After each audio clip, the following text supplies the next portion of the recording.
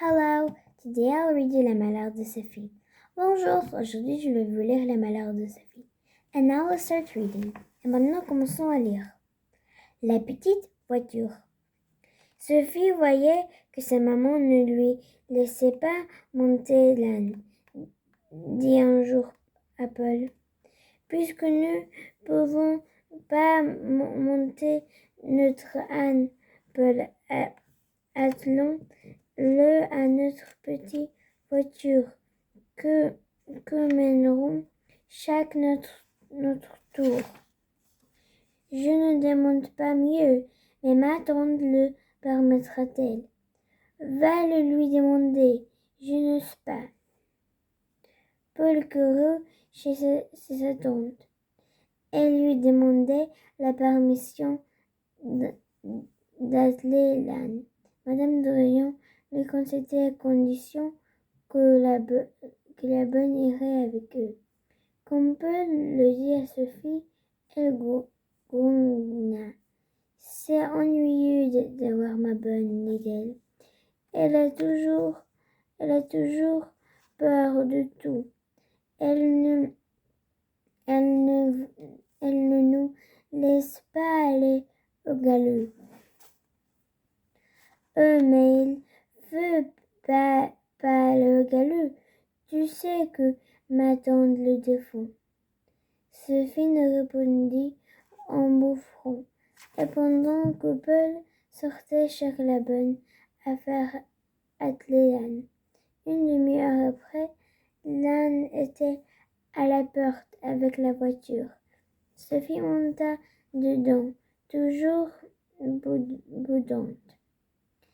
Elle fut mesurée pendant que la promenade malgré les efforts du pauvre. Sophie, pour le regarder, est abîmable. Enfin, il lui dit, « Ah, tu m'ennuies avec tes airs mesurés. Je m'en vais à la maison. Cela m'ennuie de parler, tout seul, de jouer seul, de regarder ta figure boudeuse. » Et Paul dira à l'âne à côté de la maison. Sophie continua à bouder, qu'il arrivait à elle décrocher du pied et tomba. Le bon Paul s'était attiré et l'aidait à se relever. Elle n'était pas fait mal, mais la bonté de Paul la toucha, et elle se mit à pleurer. « Tu es fait mal, ma pauvre Sophie. Tu t'es fait mal, ma pauvre Sophie, disait Paul en l'embrassant. Appuie-toi sur moi. N'aie pas peur. Je te soutiendrai bien. Non, mon cher Paul, répondit Sophie en sanglotant. Je ne m'ai pas fait mal. Je pleure de te répondre. Je pleure parce que j'étais méchante pour toi, qui suis toujours si bonne pour moi. Il ne faut pas pleurer pour cela, ma pauvre Sophie. Je n'étais pas un maître être bon pour toi parce que je t'aime. Et quand tu faisais plaisir, je me faisais plaisir à moi-même. Sophie se jeta au cou de Paul et l'embrassa en pleurant, plus fort que ne savait plus comment la consoler. Enfin, il lui dit, « Écoute, Sophie, si tu pleures toujours, je vais pleurer aussi. Cela me fait de la peine de te voir de chagrin. » Sophie essuya ses yeux et lui promit en pleurant toujours de ne pas pleurer. Oh Paul, lui dit-elle, laisse-moi pleurer, cela fait du bien. Je sens que je deviens meilleure. Mais quand elle vit que les yeux de Paul commençaient aussi à se noyée de larmes. Elle sécha le sang, elle reprit un visage rien, et ils montaient ensemble. Et comment ils jusqu'à dîner. Le lendemain, Sophie proposa une nouvelle promenade en voiture à l'âne. La Benue lui dit qu'elle avait à savoir qu'elle ne pourrait pas y aller. La maman et la tante étaient obligées d'aller faire une visite au lieu de là, chez Madame de Houfflerville. Comment ne le faire, dit Sophie, d'un air désolé. Si j'étais sûre que nous soyons tous deux bien sages, dit Madame de Rayon, je vous permettrais d'aller seule. Mais toi, Sophie, tu as toujours des idées. Si c'est lui que j'ai peur d'un accident, que j'ai pas une idée. Oh non, maman, je sois tranquille. Je n'aurai pas d'idée. Je vous assure, laissez-nous aller seuls, tous les deux. L'âne est si doux. L'âne est doux quand on ne le tourmente pas. Mais si tu mets à lui piquer comme tu as fait l'autre jour, il fera coupable, couperer la voiture. Oh, ma tante, Sophie ne recommencerait pas, ni moi non plus, car je méritais d'être grondée. Au son qu'elle pesait, je l'ai une idée à bercer sans se lier avec l'habillage. Voyons, je vous laissais aller seule, mais ne sortez pas du jardin, n'allez pas sur la grande route, et n'allez pas trop vite. Merci, maman, merci, ma tante, s'écrièrent les enfants, et ils grondaient à l'écurie pour d'aller leur âne.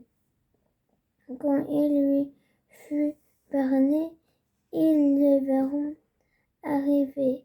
Les deux petits garçons venaient et il avait de l'école. Vous allez promener en voiture, monsieur, dit l'aîné, que s'appelle André.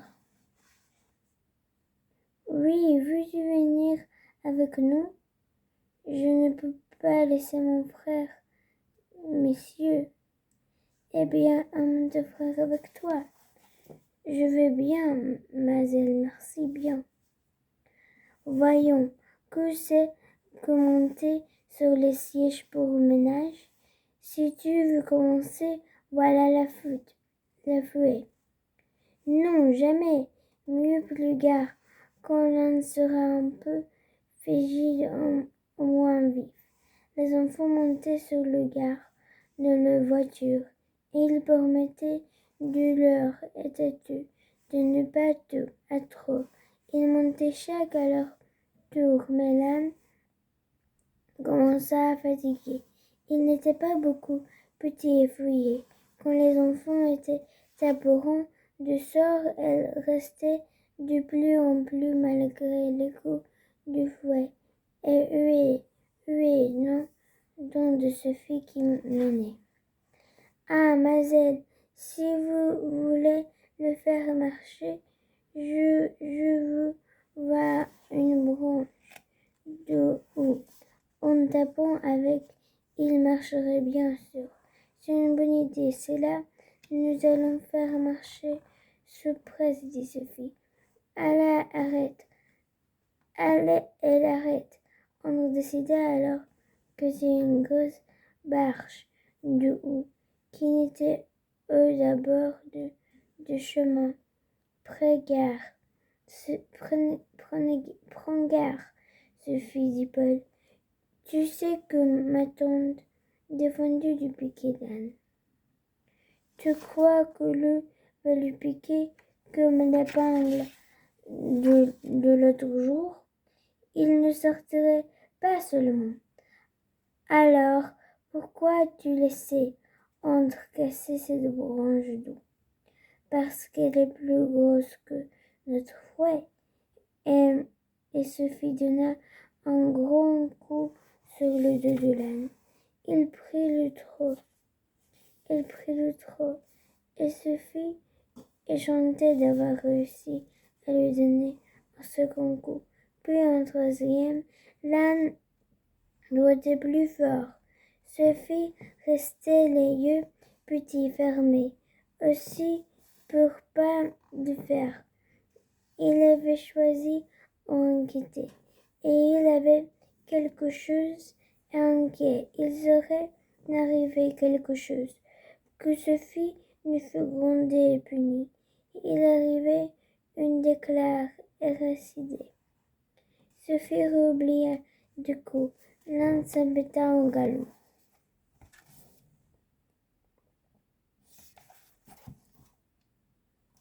Sophie voulut l'arrêter, mais trop tard. L'âne emporta à Quandré, tant qu'elle avait des jambes.